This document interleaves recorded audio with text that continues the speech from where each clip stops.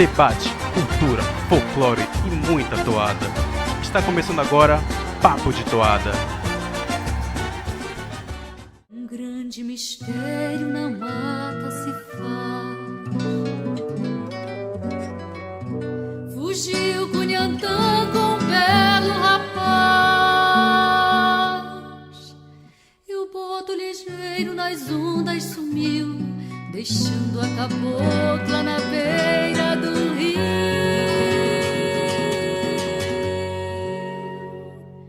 Se alguém lhe pergunta quem foi teu amor, cabocla responde, foi boto, senhor. Se alguém lhe pergunta quem foi teu amor, cabocla responde, foi boto, senhor. Começando mais um Papo de Toada, finalmente voltamos, o seu podcast favorito sobre boi-bumbá e cultura popular. Não fomos cancelados, ao contrário de outros podcasts aí. Aqui não tem apresentador que bebe e vira nazista. Aqui tá todo mundo sóbrio e falando sobre o melhor que a nossa cultura tem a oferecer. E hoje eu tô aqui com meu amigo Thiago Tártaro, vou já apresentar ele. Mas antes de apresentar ele, eu vou falar sobre a nova modalidade, novo quadro que a gente tem aqui no Papo de Toada, que a gente não tem um nome específico ainda, mas vamos chamar de Lendas Megazord. O que são Lendas Megazord? São aquelas lendas mais comuns que quase todo mundo conhece, tem ideia sobre o que fala, e que não precisa ser de um ano específico para que a gente possa falar num Destrinchando Flashback, por exemplo.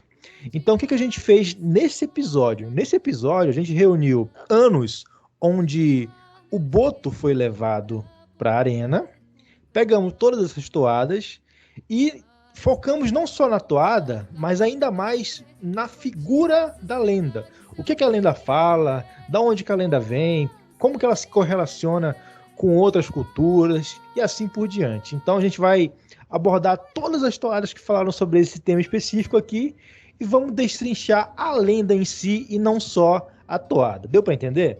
Tranquilo, acho que durante o episódio vocês vão entender com mais clareza. Mas para falar mais sobre o que a gente vai fazer aqui nessa nova empreitada, né?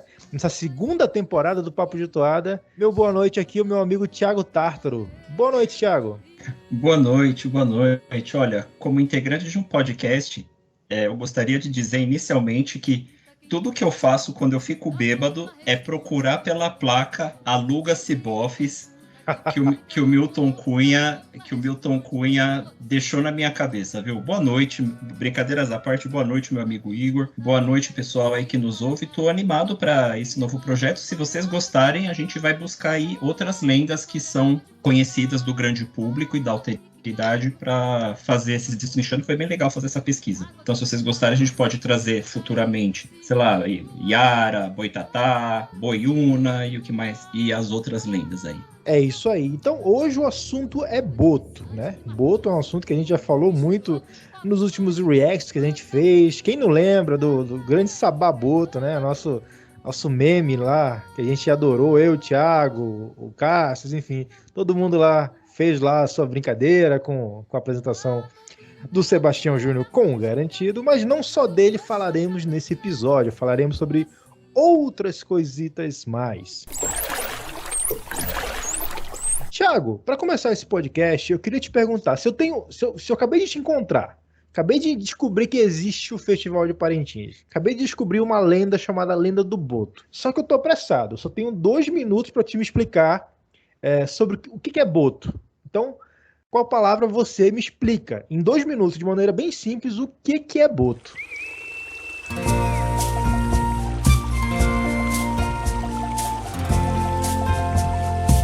Bom, inicialmente, o boto é um animal, é um cetáceo, né? É um golfinho de água doce, em geral cor-de-rosa. Tem o boto tucuxi também, que puxa mais pro vermelho, mas em geral o boto é cor-de-rosa. E ele habita ali o rio Amazonas e todos os seus afluentes. A partir da existência desse animal e de coisas que a gente vai ver mais para frente, criou-se uma lenda de que esse cetáceo, de que esse animal, nas noites de festa da região amazônica, né? Amazonas, Pará, da floresta amazônica como um todo. Esse animal se transforma num homem bonito, né? Bem apessoado, todo vestido de branco, e penetra nessas festas e dá ideia nas meninas, nas cunhãs, nas meninas bonitas, para chegar, né, às vias de fato com elas. E que quando ele consegue chegar a essas vias de fato, elas por vezes engravidam, ele se transforma em boto e foge de novo. Via de regra é isso, né? Então, golfinho de água doce, se transformou em homem, seduziu as meninas, foi embora, às vezes ela fica grávida. Tá bom, achei interessante. Vamos supor que eu tenha um pouco mais de 2 minutos, que eu queira saber um pouco mais de onde que veio, porque é uma história meio... falta um pouco de lógica, mas eu acho que você consegue me explicar com mais lógica se eu te der um pouco mais de tempo. Então, Thiago, eu tenho 30 minutos aqui, não precisa usar os 30, né, mas use o tempo que você quiser para me explicar da onde que veio dessa lenda do boto. Na praia de dentro tem areia, na praia de fora tem o mar, um boto casado com sereia, navega no rio pelo mar. Bom, pelo fato de o boto ser uma lenda que pertence a esse imaginário coletivo brasileiro, as lendas que estão nessa bolsa, digamos assim, né, junto às que eu citei aqui, Iara, Boitatá, Saci, Mula Sem Cabeça, muito embora esses últimos não sejam necessariamente amazônicos, isso tem muito no Câmara Cascudo, né, o Luiz da Câmara Cascudo, esse folclorista importantíssimo para a história do Brasil. Eu falei, bom, como é uma lenda mais conhecida, vou tentar começar pelo Câmara Cascudo. Fui ao dicionário do folclore brasileiro e já de início eu fiquei muito surpreso, porque o verbete do boto, no dicionário do Câmara Cascudo, é longo. Né? Evidentemente, dicionário do folclore brasileiro, o dicionário, os verbetes deveriam trazer o resumo do resumo do resumo, mas o Câmara Cascudo traz ali 2 páginas para falar da mesma lenda. Lendo a explicação do verbete, uma coisa já me chamou a atenção. Ele insiste muito na questão da branquitude do boto. Então, pensa comigo, você tem um dicionário, você tem que fazer um resumo do resumo do resumo do que é uma coisa, e você fala pelo menos 3 ou 4 vezes durante a sua explicação a mesma informação, então quer dizer que isso é muito importante. E faz sentido, quer dizer, esse homem que é lido como bonito por esse senso comum, a gente pode discutir isso depois, ele é branco. Isso vai fazer sentido com uma coisa que a gente vai falar mais tarde, né? Então ele é esse homem branco e vestido de branco que sai nas festas ribeirinhas para seduzir as meninas. Diz ainda o Câmara Cascudo, atenção canceladores do Twitter, quem diz isso é ele, não eu, que a lenda do boto não é indígena, né? Diz o Câmara Cascudo que nas pesquisas dele não encontra registros do boto nos documentos aos quais ele teve acesso, e que a questão do boto, como essa lenda que a gente descreveu agora há pouco, começa a aparecer ali nos registros aos quais ele teve acesso a partir de documentos do século XIX. E aí o Câmara Cascudo vai fazendo essa pesquisa de para trás. Não, peraí, da onde veio isso aqui? Então, se não veio dos indígenas. E aí ele vai pesquisando essa questão do homem-peixe, né? Ele vai vendo, tá, quais outras culturas têm essa noção do ser humano?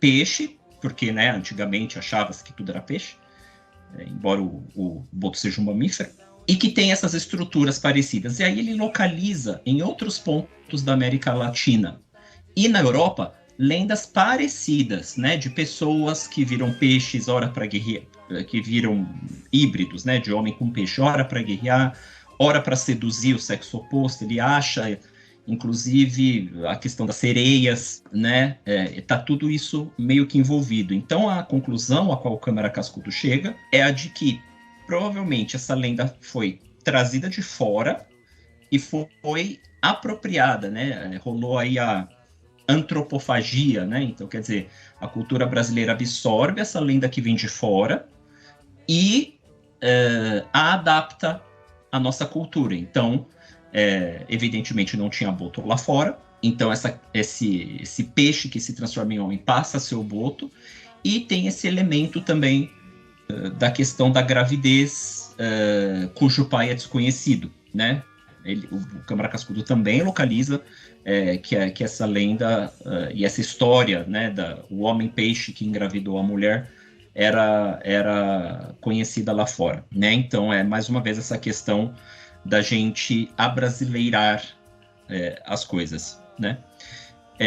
Mais uma coisa interessante de se registrar é que no dicionário do folclore brasileiro do Câmara Cascudo, ele localiza que no Brasil já existiram botas, não só botos, mas botas, se eu posso assim dizer, não sei qual é o feminino de boto, mas que ele encontra registros de que existia a versão feminina, quer dizer, um peixe que se transformava numa mulher bonita para ir nas festas e seduzir os homens.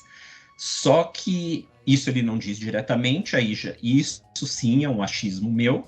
Eu acho que essa ideia da bota ela foi ficando de lado e dando lugar para a Yara, porque a Yara é a versão feminina disso, né? A mulher peixe que seduz os homens. Então eu acho que, suponho eu, se tiver algum folclorista nos ouvindo, vou ficar muito feliz em aprender, que eu acho que em algum momento tem uma distinção, né? Então a história coletiva naturalmente vai deixando esse boto mulher de lado, e deixando nesse lugar a Yara e o boto, de modo que você tem duas lendas diferentes e com particularidades próprias, né? Achei isso bem interessante. Daí, do Câmara Cascuda, fui indo para outras fontes, lembrando sempre, o que a gente está dizendo aqui é pautado em fontes que a gente achou. As fontes vão estar sempre na descrição do vídeo no YouTube, então se você quiser saber os artigos, os livros, os vídeos que a gente consultou, acho que não tem vídeo dessa vez, só leitura mesmo. Vai lá no YouTube, né, onde esse episódio vai estar, e você vai achar ali onde a gente se baseou. Em alguns outros artigos que a gente consultou para fazer esse programa, a gente achou outras características que eu considero, ou da minha vivência, serem menos conhecidas ou menos discutidos sobre o boto. Primeira delas, a questão do chapéu, né? No senso comum, via de regra não é falado por que o boto usa o chapéu, seria pelo fato de que aquele buraco de respirar que os golfinhos geralmente têm no alto da cabeça, no ato da transformação, o boto não perde. Então, quando ele vira de golfinho para humano, para ir para a festa, ele precisa disfarçar aquele buraco de respirar que ele tem. Então, ele põe o chapéu ali, o chapéu disfarça esse buraco de respirar que ele tem.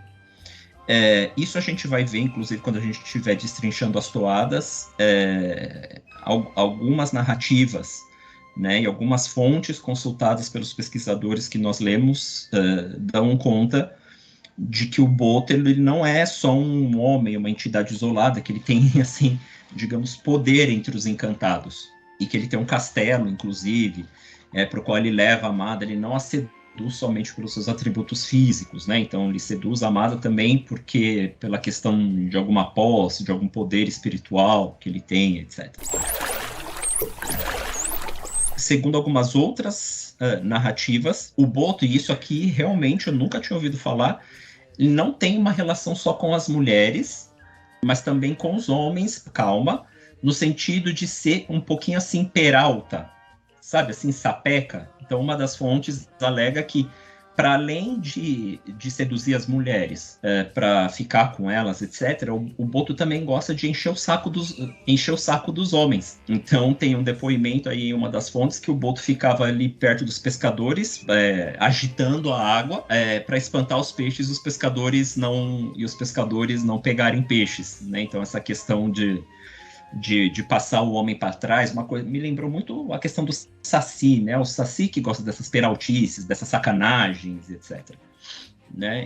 Isso realmente jamais tinha passado pela minha cabeça, porque sempre pensei que boto só tinha a ver com as mulheres ribeirinhas, né? Nunca com os homens. Além disso, tinha a questão, e a gente até pode falar disso depois, da imagem do boto ser usada das mulheres mais velhas para as mulheres mais novas como uma coisa de amedrontar. É muito uma coisa que os contos de fadas tinham na antiguidade, né? Então, você contava um conto de fada para uma criança para ela ter medo de ir na floresta, né? Então, olha, não vai porque senão o lobo mau vai estar lá, não sei o quê. Então, a gente tem uma estrutura parecida aqui. Algumas fontes dão para nós a ideia de que as mulheres mais velhas contavam a história do boto para as mais novas, para elas terem medo, né, de se envolverem, ou de irem para as festas, ou de saírem muito, uma coisa meio assim moralizante, né, podemos dizer assim. A história do boto, registram as fontes também, já foi usada algumas vezes para justificar afogamentos misteriosos de mulheres. Então, uma mulher sumia, cadê fulana, cadê fulano, cadê fulano? Depois de um tempo ela aparecia morta no rio, afogada. Claro que, né, preciso aqui, acho que não existe a lenda do boto. Provavelmente foi nadar, teve uma cãibra, morreu afogada, ou teve ali uma questão com algum outro animal, um jacaré, qualquer coisa. E aí, a lenda do boto, em algumas fontes, serve para justificar essa morte de mulheres. Não, ela veio nadar, provavelmente foi seduzida pelo boto, o boto a levou para o fundo do rio, e depois do ato do amor, o boto afogou, ou ela mesma morreu afogada por não aguentar respirar embaixo d'água, alguma coisa assim. Por fim, né, acho muito engraçado, eu achei um artigo de biologia, né, de ensino de biologia, alguma coisa assim, tá aí nas fontes também, no YouTube, e aí eles iam perguntar para as crianças qual a percepção que elas tinham do boto animal, e esse artigo, eu achei ele bem legal, porque as crianças, para além de saber dos hábitos do animal boto, do animal real boto, muito mais do que os adultos, isso está escrito no artigo, eles sabem o que o boto come, os hábitos, que hora ele nada para qual lado do rio, né? Verdadeiras, assim, biólogas, as crianças ribeirinhas, elas atribuem, eu achei isso muito poético, o conhecimento que elas têm do boto animal, do boto material, com esse boto do imaginário caboclo. Né? Então, o boto come tal coisa porque tal coisa, o boto vai para lá porque as meninas não sei o quê. Então, as crianças, existe na comunidade ribeirinha, portanto, essa questão de usar a biologia para justificar a lenda e vice-versa. Foi o que eu captei da leitura desse artigo de ensino de biologia. Muito legal, achei essa questão de as crianças conhecerem os hábitos do boto animal pelo boto lendário, muito, muito interessante, realmente, meu amigo Igor. Realmente, muito interessante. Cara, muita coisa que eu não sabia sobre o boto, né? Que existiam botas, essa aí eu não, nem eu, e duvido que o ouvinte sabia dessa nova forma, né? Uma bota sedutora. Mas, Thiago, vamos falar de uma coisinha um pouquinho mais complicada agora. Porque assim, a gente em off já debateu bastante sobre alguns temas que a gente até acha perigoso debater em público, né? Mas eu acho que nessa lenda do boto, eu acho que a gente precisa tocar, né?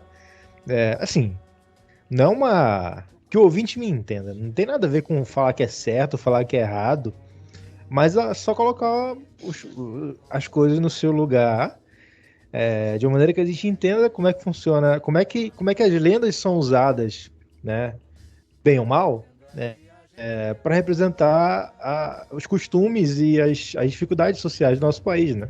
Então, a gente vem comentando sobre a lenda do boto, que assim, é legal, tal, a questão da sedução e o sabá e as toadas e a encenação e tudo é muito bonito, mas assim, no final das contas, a gente tá falando sobre um quadro de abandono parental que é extremamente comum no nosso país, né? Não só em comunidades ribeirinhas, nessas ainda mais, né? Eu sou aqui do Amazonas e eu sei o quanto isso é grande no interior do estado, principalmente, mas na capital também. Mas assim, se a gente for pegar pro resto do Brasil, a gente também vai encontrar um quadro muito parecido, né? Então é interessante, né, Thiago? Como que o caboclo simples consegue encontrar, né? Tentar amenizar uma mazela social, né, através do imaginário, através de algo... Não sei se dá pra falar que é lúdico, mas dá pra falar que é uma coisa... uma suavização, é um eufemismo de uma coisa muito séria, né? Sim, sim. E isso, na verdade, é muito sofisticado, né? Do ponto de vista sociológico.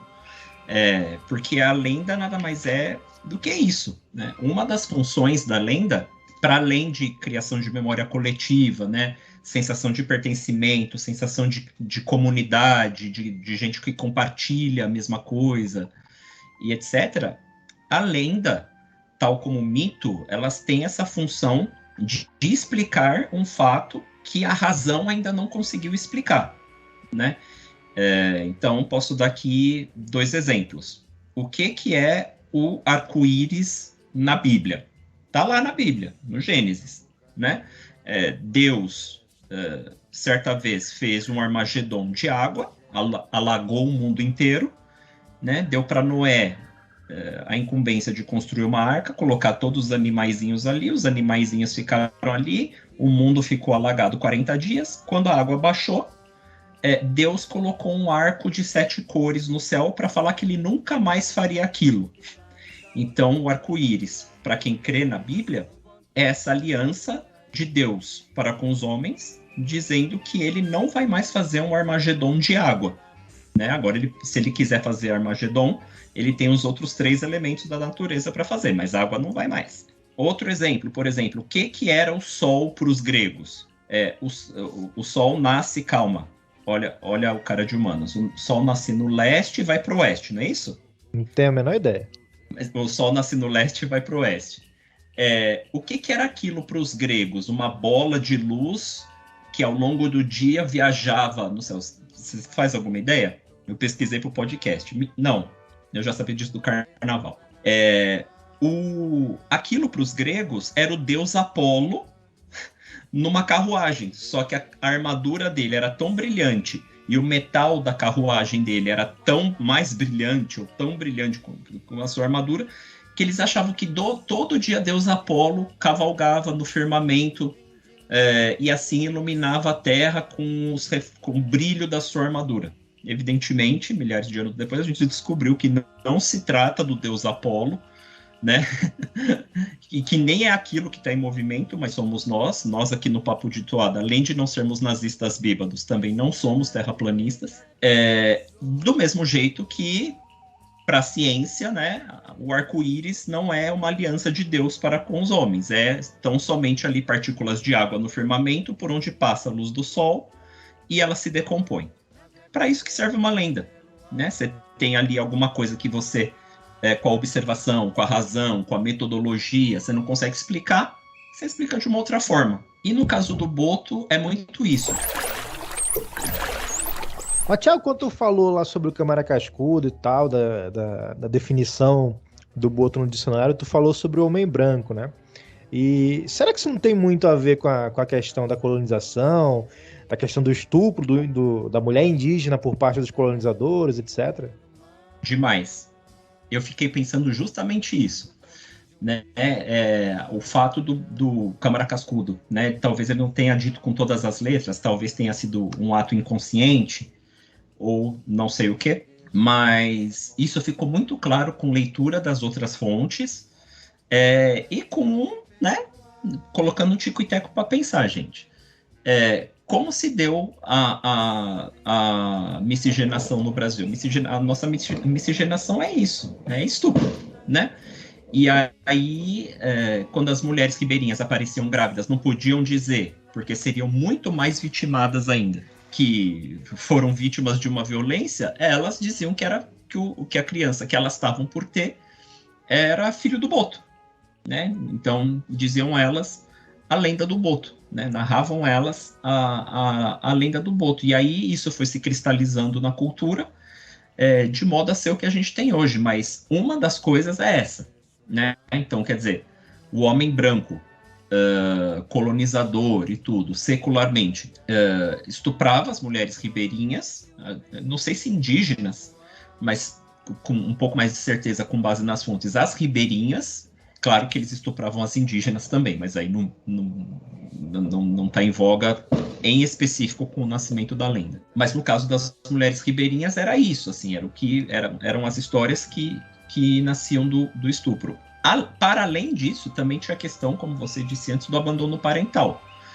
Às vezes até existia um relacionamento, segundo as fontes, mas daí era tal história, né? Engravidei, o homem termina o relacionamento, vai embora, o ônus do filho nessa nossa sociedade cheia de problemas é da mulher, né? Fica com a mulher, historicamente, e aí a explicação para qual se a alteridade também era a questão do boto. Então, aqui você tem, não é um fato natural como os outros 2 exemplos que eu tenho, do arco-íris e do sol no firmamento, como foi para os católicos e para os gregos, mas o mito ele também serve para explicar fatos sociais, né?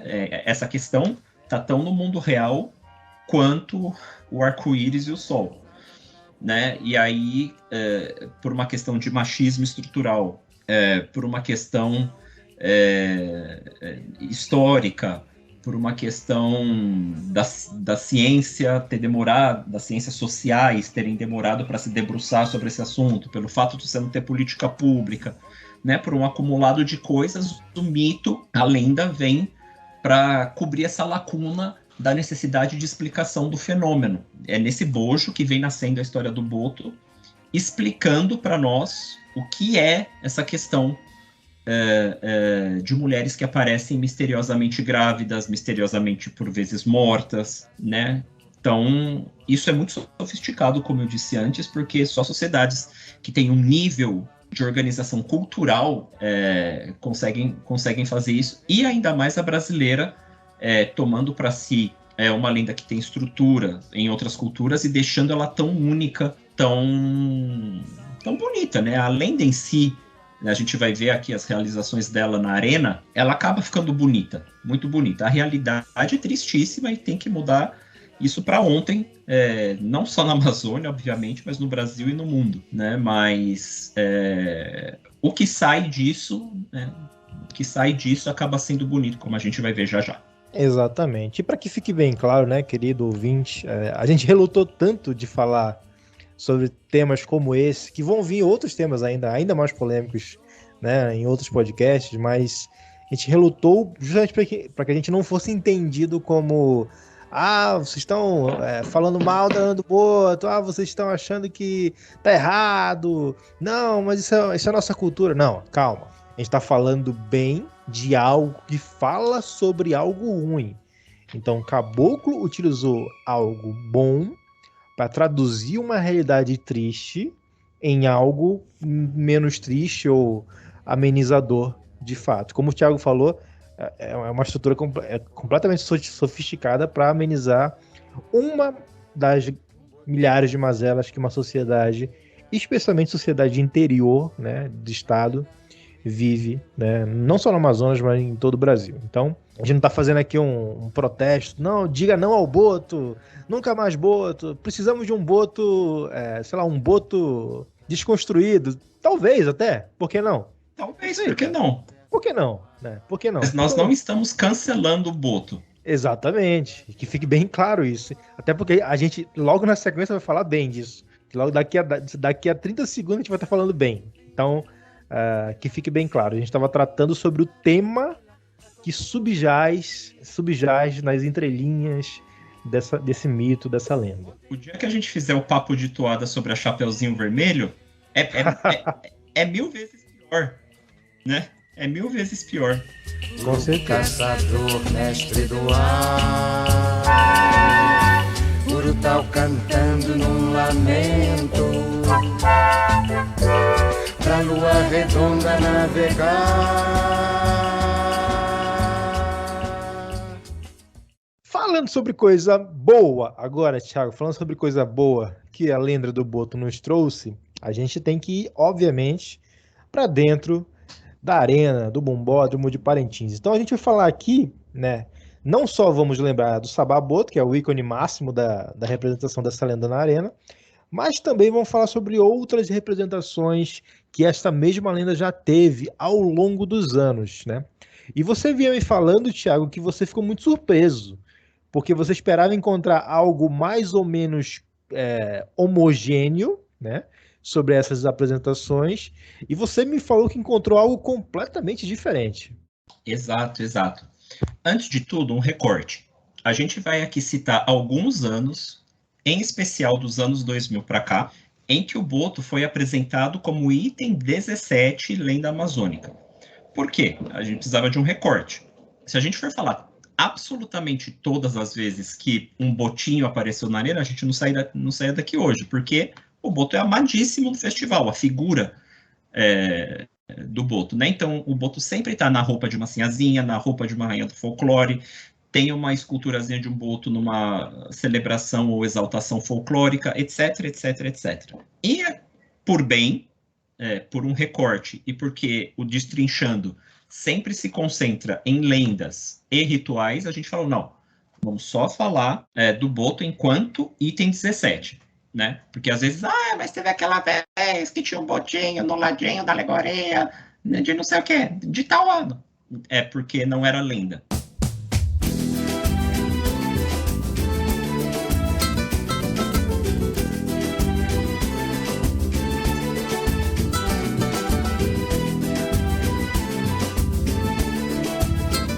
Então vamos lá.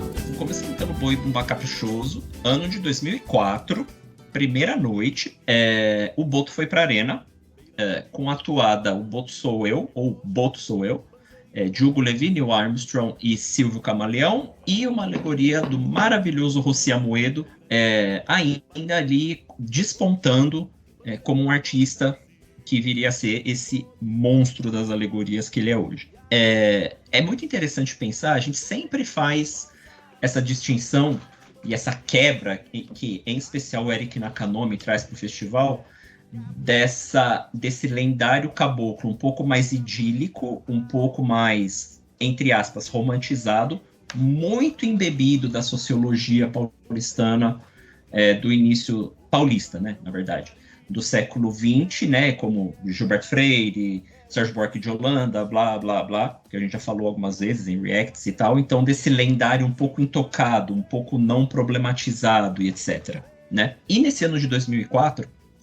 o Boi Caprichoso traz uma arena bonita, idílica, não problematizada, nem é até anacrônico falar de problematizar, porque afinal a gente tá em 2004, então é essa visão de um mundo perfeito, em que as coisas estão encaixadas, né? Um lendário em harmonia. E isso faz muito sentido com essa lenda do Boto, que não trata, mas era estupro, era gravidez indesejada, era isso, era aquilo. Não, né? Não é o papel, nesse momento, da gente fazer isso. Isso é um papel da historiografia crítica, que nasce muito depois, e que, portanto, seria anacrônico exigir que tivesse qualquer tipo de problematização. Não era a época disso, né? A gente está simplesmente falando aqui do começo do século XX. O que eu gosto na toada, e é uma coisa que a gente vai ver muito nas toadas, são os focos, né? O foco dessa toada é uma terceira pessoa, né? Então, você tem ali uma descrição da Amazônia, né? Canoa que gira, remanso do rio, uma visão pouco distanciada, e existe um narrador que vai descrevendo a figura do Boto, né? Caboclo forte, bonito, chapéu de arraia, olho de boto, olho boto faceiro, andar de banzeiro, e uma coisa muito interessante que essa toada tem também, na minha opinião, é a inserção, tanto da mulher como do Boto, como partes integrantes da floresta. Tem um verso assim: rebojo, banzeiro, moleca no cio. Então você tem rebojo, banzeiro, moleca no cio. 2 itens da ordem do aquático, né? E listado logo em seguida a moleca no cio. Então quase como se a moleca no cio fosse um item também que balançasse, que tivesse estremecendo, que tivesse inquieta, né? Quase como se fosse ali uma unidade entre a água e o corpo feminino. Eu acho isso um primor poético. E ele faz isso com o Boto também. Ele fala que o Boto tem um andar de banzeiro, né? Quer dizer, o andar do Boto também ele é forte, ele é decidido, ele também tem a capacidade de destruir, enfim, destruir no bom sentido, de arrebatar mesmo. Achei essa característica da toada muito, muito, muito legal. Por fim, a arena é uma alegoria interessante, então você tem uma base, né? Aí você tem uma espécie de árvore em cima e você vê a vida ribeirinha de uma forma idílica, como eu estava falando. Existe uma vida ribeirinha perfeita sobre o rio, é importante falar isso. Toda alegoria é uma alegoria de sobre rio, acima do rio, E dali, né, sai a moça, tem um boto, um homem bem bonito, inclusive, faz ali o papel de boto, tem uma teatralização, né, o corpo de arena ali faz toda uma teatralização, e dali aparece a rainha do folclore, Daniela Monteiro. Então, 2004, Caprichoso, uma visão de narrador afastada do boto, uma vida ribeirinha, idílica, e um boto idealizado folcloricamente. E um outro ponto positivo para essa toada é que ela é cantada pelo Robson Júnior. Então, só por isso ela já é a melhor toada. Robson Júnior. Verdade, eu ia falar Júnior. isso. E só um ponto, porque isso vai se repetir, eu achei interessante. O boto é o último momento da noite, né? O último momento de bloco C da noite. E o Caprichoso estava quase estourando o tempo. Então, uma característica que me chamou a atenção assistindo esse trecho dessa noite é que essa lenda se desenvolve relativamente rápido na arena, né? Porque o boi já estava precisando dar ali uma aceleradinha. É a canoa que gira no remanso do rio. Observem a aparência do centro da alegoria do boto. O bojo, banzeiro, moleca no cio. É a canoa que gira no remanso do rio. Beira de rio quebrando o barranco. Rebojo, banzeiro, moleca no cio. Boto, rosado, Uiara, boto, tudo giro. Boto, rosado, Uiara, boto, tudo giro. Arma na cintura, furaqué. Vai surgir ela que representa as lendas. Ela que representa as lendas trazidas pelo boto. A nossa rainha do folclore. Em 2010, Thiago, tu acabou de falar sobre o tempo estourar, e 2010 não foi muito diferente, né? Com a toada A Festa do Boto.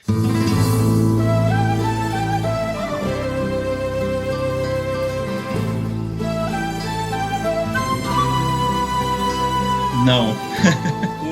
Também era o último momento de arena, o último momento de bloco C de arena, né? E o tempo do Caprichoso também estava quase estourando. A apresentação também foi relativamente rápida, né? Então você tem aí o boto como um atrasador de tempo aí do festival. A inserção no tema é muito parecido com aquilo, afinal, né? Historiografia crítica aparece depois, etc, etc, etc. E a toada do indefectível Adriano Aguiar, em parceria com Giovanni Bastos e Michel Trindade, aquela é a Festa do Boto. E aí, uma coisa muito interessante na apresentação como um todo, mas em especial na toada, é que essa toada insere o boto no conjunto de crenças dos encantados, né? Então, se antes a gente tinha um boto que era uma visão distanciada, com todas as aspas do mundo, lendária pura, aqui ele já tem mais um tempero. Aqui ele é inserido no mundo dos encantados, porque fala de fundo do rio, fala do castelo, aquela questão que eu trouxe, que uma das fontes trouxe antes, de que o boto teria um castelo construído no fundo do rio para ele seduzir a garota, né? É muito interessante nessa toada a construção de um ambiente aquático quase que como de alba. Alba é um tipo de poema dos amantes que se encontram à noite, se amam e se separam no dia seguinte. Essa toada tem uma estrutura de alba, porque mostra o encontro dos amantes à noite, a construção de um ambiente para o amor, só não fala direito da separação na manhã.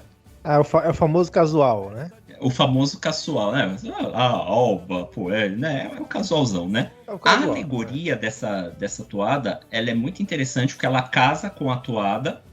A alegoria, diferentemente da de 2004, que era um ambiente sobre o rio, essa aqui é sub-rio, né? Todo o ambiente construído pela alegoria é um ambiente submerso. Tem até um momento ali high-tech, né? Porque na parte da frente da alegoria você tinha enormes telões representando o fundo da água. E toda a cênica, todas as esculturas, toda a alegoria, todo o momento lendário como um todo é um momento de encantaria e de fundo do rio, né? Quase que como se o boto fosse ali uma espécie, um primo restante dos Caruanas, né? Então você já tem uma abordagem completamente diferente da de 2004. A apresentação da lenda vai relativamente rápido para padrões atuais.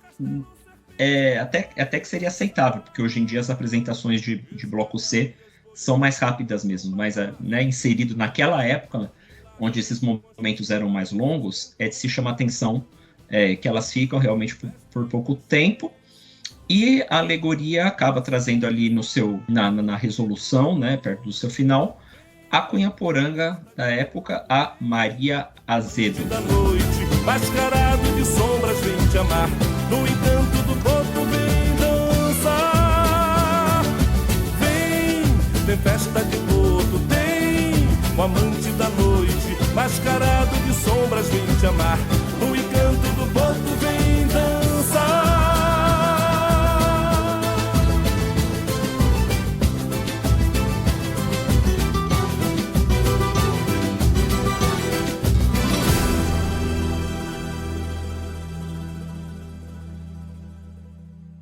Beleza, então a gente vai lá para 2018 aqui com mais uma toada que você selecionou, mais um ano que você selecionou, e a gente vai para aquela toada diferentona, né, do Ronaldo e do Simão, né, o Boto Romanceiro. Essa é do homem. E é aquela, cara, que quando a primeira vez que eu vou contar meu relato aqui, pessoal. A primeira vez que eu ouvi essa toada, eu falei, cara, isso aqui é toada? Aí eu passei alguns dias tentando me convencer que aquilo era toada. Aí lá pra terceira semana eu falei, puta merda, que toada. Então demorou um tempinho pra digerir, né, toda a genialidade do Ronaldão, mas foi pra arena e foi bem, né? Foi muito bem.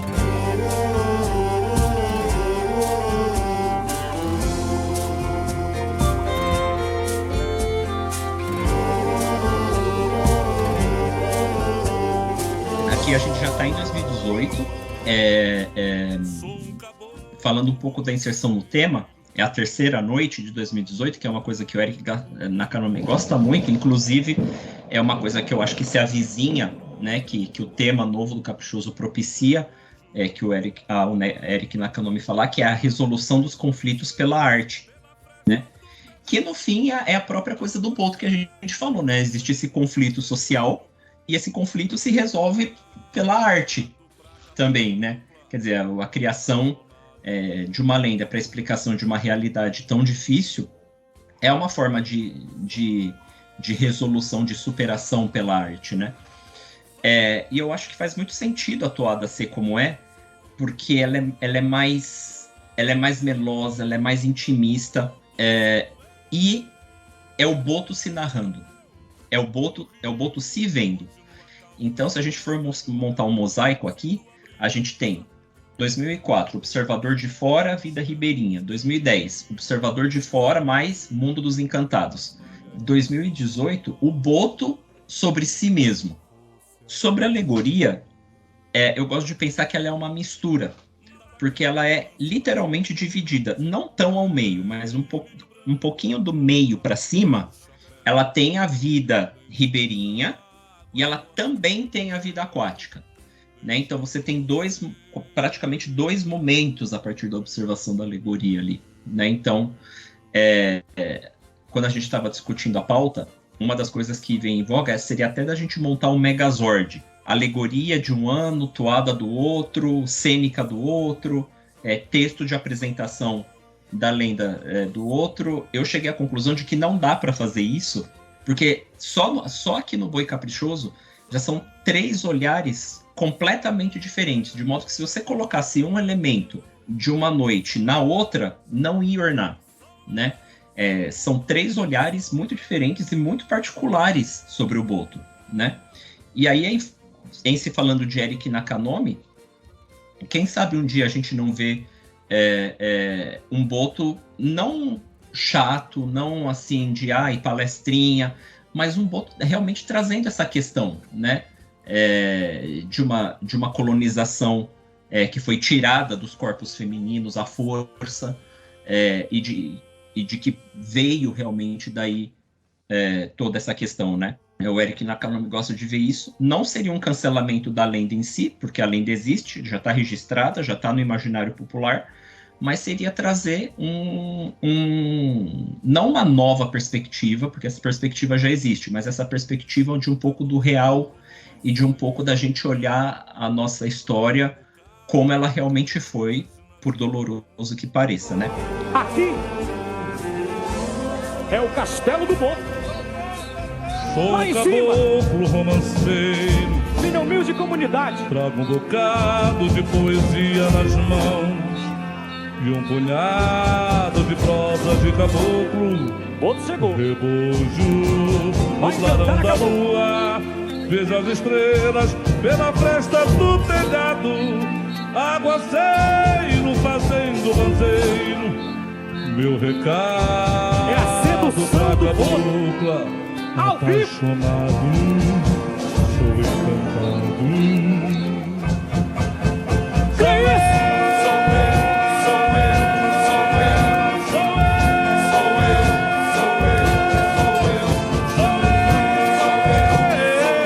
E tem 17. Lenda amazônica. O rio continua calmo, sem pressa de molhar. Sinto a brisa que me toca o rosto. Espero por ti nesse sonho meu. É assanhado Nas esse boto, hein? praias de sol, como se fosse agosto. Excelente dançarino. Vamos pro Boi Garantido? Vamos pro Boi Garantido. E agora, passando pro lado de lá da Baixa do São José, a gente volta, né, muitos anos, até 1995, para falar da toada Botinho Moreno. Sou um botinho moreno, botinho do Cuxi, boiando nas ondas do rio mar, fazendo gracinha pra me divertir. Sou um botinho. O que você tem a me dizer sobre essa toada, Thiago Tá? Que é uma toada muito singela. Olha, eu revirei a internet de cima a baixo, vendo se tinha um momento disso na arena, mas não tinha. A gente não tem sequer a informação de se isso foi uma lenda amazônica ou algum outro momento da apresentação. Mas o que eu quero dizer sobre essa toada é que ela é muito fofa, muito bonitinha, traz um boto também em primeira pessoa, e eu achei em especial a interpretação do Davi e o casamento do Davi com esses elementos da toada mais antiga, sem, por exemplo, o uso dos metais, muito legal. Muito legal. Tem um sentimento total, assim, de nostalgia. A nostalgia de algo que eu não vivi, né? Então é uma toada muito singela e muito bonita. Muito bonita. Inclusive, se você tem algum registro disso em arena, poxa, entre em contato com o Cassius, manda pra gente que a gente vai ter o maior prazer de ver como isso aqui foi na arena. São José traz na testa um coração. Meu encanto morena bonita é brincar com você, esse lindo bailado. Me leva em teus braços, me leva, menina, eu sou teu botinho encantado. Me leva em teus braços, me leva, menina, eu sou teu botinho encantado. E agora chegou ele, né? E agora chegou ele, 2011, segunda noite de 2011, o Sedutor das Águas.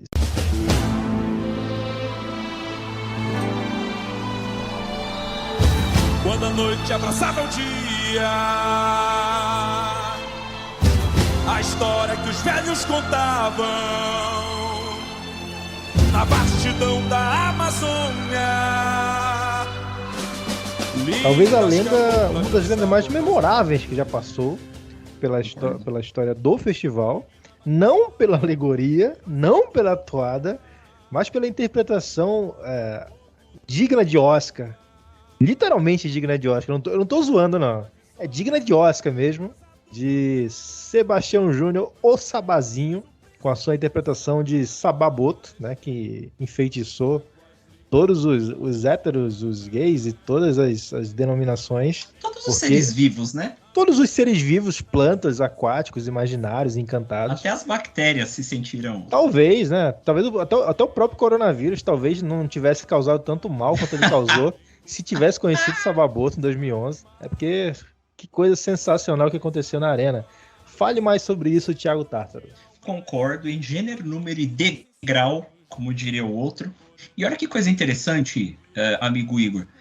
Das apresentações que eu vi, essa é a única que chega perto de problematizar a questão por trás do mito do Boto. Porque aquele ano não era o ano de miscigenação? Sim.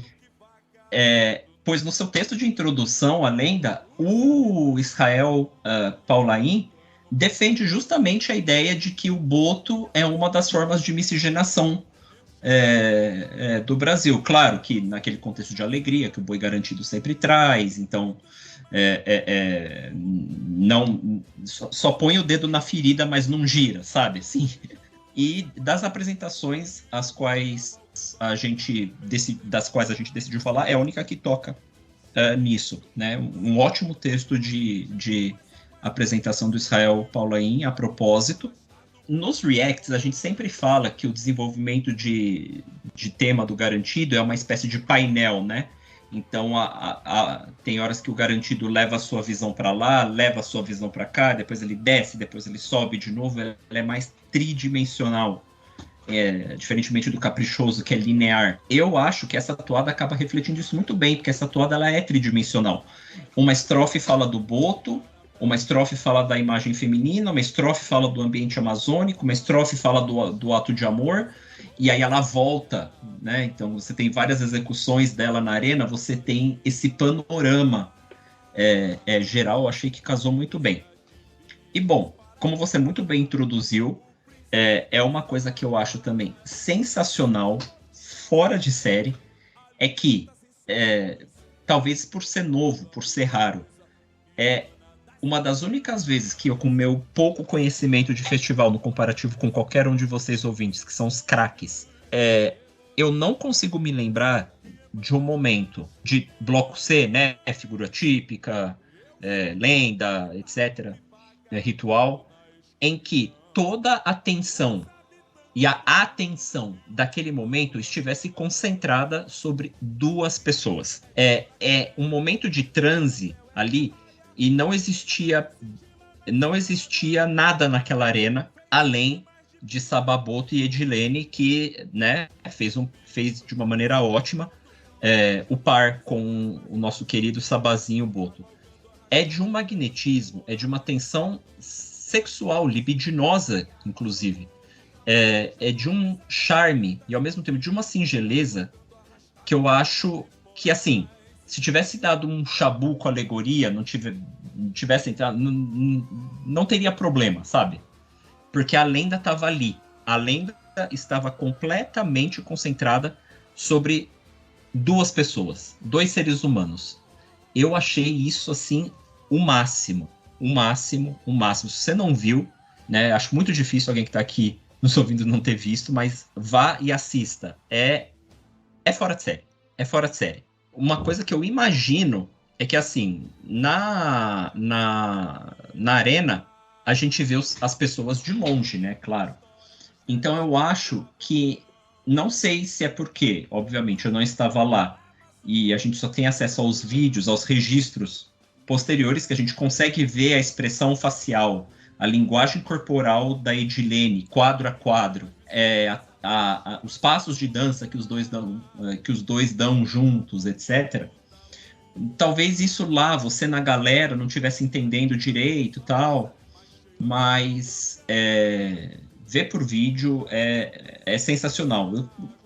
Até aqui refletindo, eu acho que deve ser um dos únicos momentos que deve ser ver melhor no vídeo do que ter visto ao vivo, né, Igor? Porque eu acho que se você estivesse lá, você não ia ver esses detalhes, você não ia ver os olhos dos dois se entreolhando, se entrecruzando, o movimento de perna que tem ali.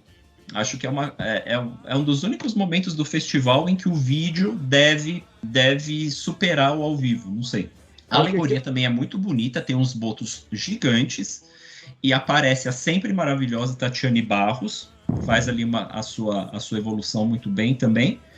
Nessa apresentação que meu amigo Igor, me nego de fazer Megazord, porque dessas apresentações eu tenho uma favorita, e é essa. né? Vocês vivem falando aí que eu sou xiita, que eu sou caprichoso. Não, tô aqui dizendo, uma apresentação de lenda do Boi Bumbá garantido sobre esta lenda Megazord é a minha franco favorita, meu querido amigo Igor. A lenda do Boto é o resultado crítico da miscigenação entre índios e colonizadores. Quando se dizia, no tempo da colonização, filho do Boto, todos que nascessem do cruzamento entre índios e brancos.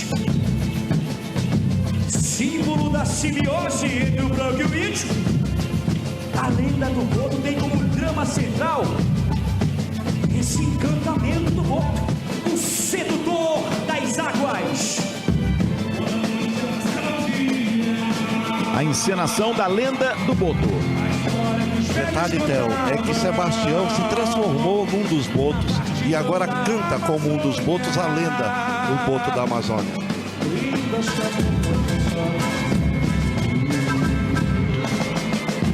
A menina maliciosa, a cheirosa do lugar, libertava o fogo da lua. Eu sou o Boto encantado que vaga amando na escuridão. Os habitantes do fundo do rio eu conclamo pra celebração. Minha força é de Boracé, meu chapéu é de arraia, o meu encanto cintila nas águas feitas camas de pirarucu. Sou bicho, sou boto, beijando as águas barrentas do rio, arrastado pelos temporais. Sou bicho, sou boto, beijando as águas barrentas do rio, cavalgando arrastado pelos temporais. A lenda do Boto! Aí está a lenda do Boto. Então é isso, não vou nem chegar a perguntar qual que é melhor toada, porque eu acho que... Qual que é a sua melhor? Cara, eu gosto muito da toada do Ronaldão, mas a lenda não tem como superar. Acho que é quase insuperável essa lenda de 2011 do Garantido, né? O Sedutor das Águas de 2011 é bem difícil de superar, né? Mas eu gosto da toada do Ronaldão, acho que ela demorou para me encantar. Adoro a toada de 2004, né? Do Hugo Levy, do Neil Armstrong e do Silvio Camalhão, especialmente pela interpretação maravilhosa no disco do Robson Jr., que é espetacular. Então eu sou meio no muro, assim, eu gosto muito do Boto. Gosto muito da lenda do Boto, como ela vem pra arena. E que bom que a gente conseguiu falar da lenda como um todo, da história, de onde ela surgiu, de onde ela não surgiu, sobre as coisas não tão boas que vêm por trás, que subjazem, né, nas entrelinhas desse mito. E a gente terminou falando sobre as coisas que a gente leva no coração, né, as apresentações, aquilo que vai para a arena. Então ficou muito bem fechado aqui esse nosso Megazord de lendas, né? A gente usou várias toadas que falam sobre o Boto para falar um pouco melhor sobre essa lenda, né? Sobre toda a peculiaridade, toda a complexidade aqui.